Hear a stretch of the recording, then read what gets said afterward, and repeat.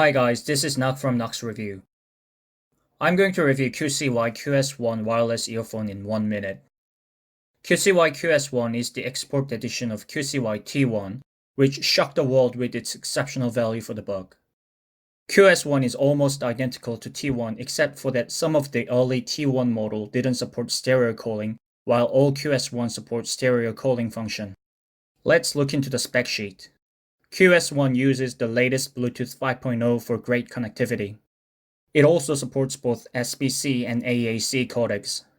Earphones have 4 hours of battery life, while the case provides additional 16 hours. Due to its slightly heavy bass tone, Qs1 is great for listening to pop music. I use Qs1 all the time because it has no connectivity issue, minimum delay, decent battery life, and nice sound even though it only costed me $15 including shipping. If you haven't bought these earphones, I strongly recommend you to buy a pair. If you like this video, please press like and subscribe button. Thank you for watching Naksreview. Bye!